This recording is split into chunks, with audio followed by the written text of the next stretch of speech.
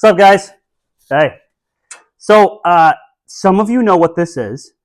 If you're a newer subscriber, you've probably seen it in the background. Maybe you caught glimpses of it in a short or something. Uh, there's a good chance there's a lot of subscribers that have never actually seen me work on this thing, unless they went back in the archive and watched some older videos. For those of you that don't know what this is, we call this Nightwing. And it's basically a replica, not an exact replica, but a replica of the Batmobile from The Batman with Robert Pattinson, the newest Batman movie that came out a couple years back. Now, that being said, not an exact replica, obviously. If you've looked into that at all, if you've read any articles, seen any videos on it, they say that the Batmobile from that movie is based off a '69 Charger. Now, I grew up with a brother who loved Batman. So, Batman's always kind of been a part of my life. And none of the Batmobiles, up until this last one, I ever thought were really that cool. They're like weird jet cars, crazy contraptions and stuff, where this newest one was more of a muscle car. So, if you look at pictures of the Batmobile from the newest Batman movie, you can see on the roof line that it does have kind of '69 Charger look to the roof line. The rest of the car doesn't really look like a Charger or anything really. It's kind of big flat panels, not a lot of detail to the side of the car and stuff. Personally, I think they could have did better, but it is a cool car. It is a cool Batmobile, and it's a muscle car. So, of course, I was like, I think I could build one of those. Now, obviously, I'm not going to go buy a Charger and cut it up like these people in Hollywood seem to love to do. I mean, a rusted out hull of a Charger is just stupid expensive, and I wouldn't cut one up and make a Batmobile out of it. So what I did is I found something with a similar roof line that also had big curved fenders, just like the Batmobile in the movie.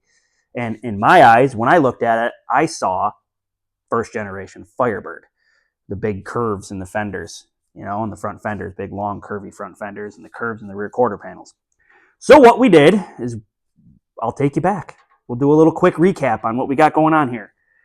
I bought a rolling '68 Firebird shell for $1,400, and it was gutted. I mean, nothing, just a rusty shell. We brought it home. We stripped the front subframe out of it because they're unibody cars. We cut a bunch of stuff out of it. Well, let me back up a little bit. First, I brought home a '77 Malibu, so that's a G-body chassis. That somebody had already stripped everything off of that they wanted, and it was kind of just the cabin part of the car was all that was left on the chassis. So we took that off, took that to the scrapyard, took the chassis, cleaned the chassis up, cleaned it all up, painted it, took everything off we didn't need on the chassis, rolled the chassis outside, brought the Firebird in, stripped everything off the Firebird that we didn't want, and then cut the Firebird up and set it down over the G-body chassis. And that's where we started, with a '68 Firebird on a '77 Malibu. Was it '77? I think it was a '77 Malibu. Square body Malibu. Maybe not '77. That would be too old. '87 Malibu? I guess I might have to go back in the videos and look myself. I don't remember. It's a G-body chassis, okay? We took a '68 Firebird, we put it over a G-body chassis because we were going to need a full frame. If you go to the Warner Brothers YouTube channel, you can actually watch a video on the Batmobile from that movie, from the Batman. They are tube chassis cars with composite bodies and stuff on them. They were not built from an existing car. They are completely custom from the bottom to the top. The engine in the back is fake. It is printed, 3D printed metal and plastic. Basically just houses the pyrotechnics. It's not a real motor. Those cars were not all of them, but most of those cars were powered by LS engines in the front, under the hood, like a normal car. One of them was electric, I think. They had like 4 different versions. I don't know. Go and watch the video. I'll link it down below. Anyways, those were, couple $100,000 cars. They were not cheap. We can't do that around here. So, '68 Firebird, G-body chassis. We cut the back of the car all wide open. You'll have to go back and watch the other videos. And we tubed out the back of the car just like the one from the movie. We're going to put our fuel cell back there. Probably won't ever put anything that looks like a motor back there. At least that's not the plan right now. And then we widened the crap out of it. it's wide. It's a lot wider than it was before. You can see the rear quarter panels are wider and taller. So we went, I don't even know. We went a lot wider. I think it's over a foot wider on both sides in the back. And then we spaced the fender up probably 3 inches too, as well, to get the look of the Batmobile. And then the front, again, we widened to the front about 4 inches on each side out. We got 15 by 10 with, I think the back ones are 0 back spacing and the front ones might be 1 inch of back spacing. So they are wide and they stick out far tires. And there's wheel spacers inside of those to get them out this far, to get the stance that we have now. And I really like the stance that we have now. The tires are in the fenders well. Like everything looks really good. We have a long ways to go still. Last year, we did a few videos. I think I've had this thing 2 years now. I think we're going on year 3 with this car. I get working on race cars and stuff, and this thing kind of gets pushed to the side. But I really want this thing done for spring. So at this point, we're going to try to focus on this car the next multiple episodes. The next couple of months, we're probably going to be focused mostly on this. Obviously, we're going to the Freedom Factory in a couple weeks to race the Ultima 600. But when we get back from that, we're going to focus on this and try to get as far as we possibly can. Like I said, I want this thing on the road by spring. Currently, it has a 6-liter LS engine in it, bolted to a rebuilt turbo 350, sitting in the engine bay all bolted up. That may change. If I get my hands on a cheap small block with a carburetor that already runs, that somebody's selling on Marketplace or one of my buddies has laying around, if I can get my hands on something cheap that's easier for us to get moving, on the road and driving around, I might change that out. We'll see. That's kind of a last thing. I want to get all the visuals done first. So last year, we worked on the front bumper detail and the hood detail and got to the kind of the point we are now. Over the last couple of weeks off and on, I've been taking the grinder to it, trying to get as much paint off. I have paint stripper wheels for my grinder, and I have a Bauer surface conditioning tool. I've been stripping as much paint off as I can down that side of the car, across the front of the hood here, and welding, finish welding a lot of the stuff that we kind of just tacked before. So we finished welding and ground a lot of the hood detail and the front bumper. I added some of the I-beam pieces here that we didn't finish before and ground all that stuff down. We still have a lot of detail work to do on these 2 pieces, but we also have to do the doors. So we got the rear quarter panels and the front fenders on, short of the back of the front fender where the exhaust sticks out over there. I still have to do the exhaust on this side completely. I haven't even started the exhaust on this side. And I need to get over to my buddies with some measurements and have him bend me up some rockers, because we need to completely do the rockers. I need to do the rockers and door patches before I can do the extensions from the rear quarter panels into the doors. So we got some stuff to figure out there. Visually, that's the rest of the body stuff. We got to get the door stuff figured out and the rocker panel stuff to get the sides of the car finished where they want to be. I'm on the fence with adding extra detail to the door because, like I said, the movie car, in my opinion, is pretty boring. The side of the car is very flat. It's got curves, but there's no detail. Like, it's just a panel. It looks like they wrapped a panel, and stuck it on the side of the car. Like, it's boring, in my opinion. I think they could have did better. There were some earlier renderings of it where it had like a scoop on the door, almost like an air intake for the fake jet engine in the back. That looked really cool. I've debated doing that a couple of times because it's not subtle. It's pretty obvious when you do something like that's not. It kind of takes away from it being the Batmobile from the movie. So I don't know. I think we'll put the panel on flat. We'll roll her outside, take a look at it. I left the gills from the Firebird in the fender because I think it's a nice touch. And I left the protruded wheel arch in the rear quarter panels that the Batmobile doesn't have, which should give the rear quarter a little more detail than the big flat panel that they have on the movie car. That might be enough. I'm hoping that's enough. And obviously, we're going to have some type of door handle that the movie car didn't have. The doors didn't open on the movie car. You had to climb in through the window. So our doors are going to open. So like I said, replica, because it's not the same.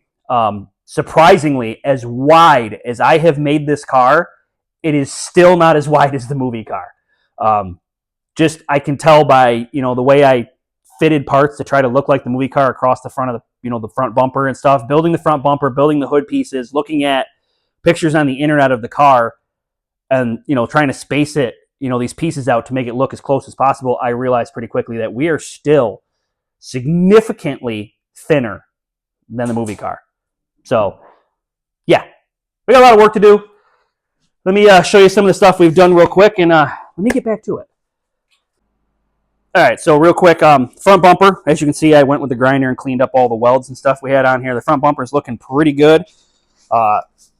We didn't have any of this I-beam stuff on here. This stuff here, this detail work wasn't on here. I did that yesterday and kind of ground it all smooth. Same thing over here on this one.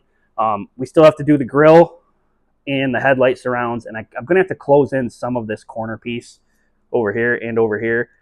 There's grills that go behind these holes, and I'm going to try to hide the signals behind these grills, the front turn signals. Obviously, the Batmobile didn't have turn signals, but we're going to be street legal, so we're going to hide the signals behind these too. So that's, there's a lot of work to do here.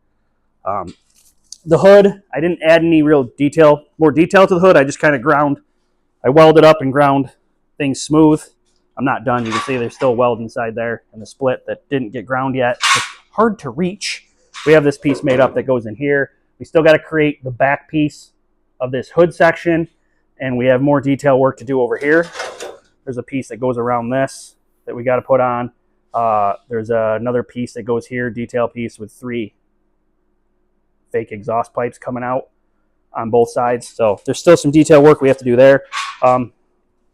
That's fun stuff that we're going to do probably early here. Probably finish the grill and headlight surrounds, move up, do some of the detail work on this hood in the next couple episodes. And then I got crap. These are the seats for it, actually, but we can't see it. We're going to move on. After this is done, we need to move on to fixing the rockers and the patches. There's some rust in the doors we got to fix. But we'll move on to that. And then still got a ton of paint to remove. You can see that bluish green original Firebird paint. And this thing's buried. I mean, it's been more of a shelf than it has been a project car the last 6 months or so. I really meant to finish this thing last year, and I ended up building another race car. Things happen. So, yeah. On the next we're going to start working on the grill. That's what we're going to do for the rest of this episode. Is we're going to try making the grill pieces, the verticals for the grill. Yeah, let's move on to that.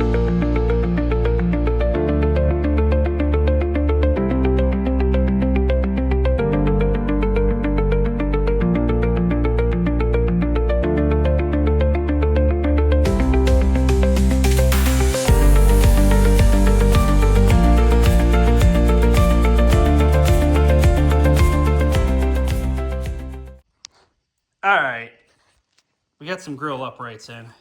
I'm not sure how I feel about it. They might grow on me. See, on the movie car, they come out to a point right here.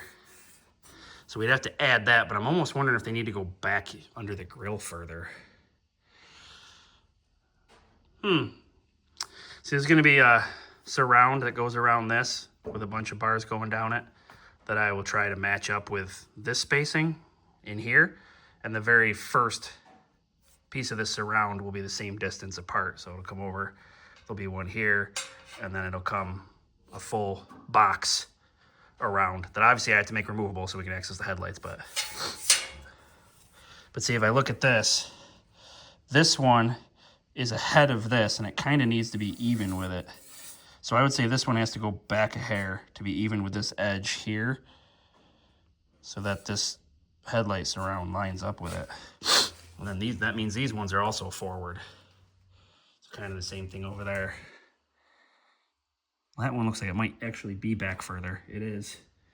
Okay, so this one's actually back a little bit further than the other one. That one doesn't look too bad. So I think I need to move this one back a hair, and then maybe these have to go back a little bit too. I don't know. Originally I was gonna put it right in the pocket of this. Like, I put it in front of it. This is for the hood latch and stuff. I was gonna put it right against it and weld it to it, but I can't do that because then the bumper's welded to the car. That kind of, that wouldn't work. So, but I mean, I could cut some out of this and reinforce it, and I could move these bars almost all the way to the back. Well, that doesn't really work here because it needs to be lined up with this. I don't know. Maybe we just leave them there, put the points on them, and call it a day. Let's walk over here and take a look where you guys were seeing it before. It's not bad. It's not bad. I think we might be able to make that work. I don't know. I think I should probably make the headlight surrounds and see how it all lines up together. Yeah. That'll be the next episode, though. That's it for this week. I need to get this uploaded and edited so I can get it up on YouTube for you guys. So, yeah, that's going to be it on the Batmobile. I plan to stay on this for a while, hopefully, all the way to the finish line, but racing season will be here before you know it, and who knows how much we'll get done. Fingers crossed that we get a lot done, and we get a lot closer to this thing being done next summer. That is the plan. Hopefully, everything works out that way. Yeah. So, keep it creative. Happy building.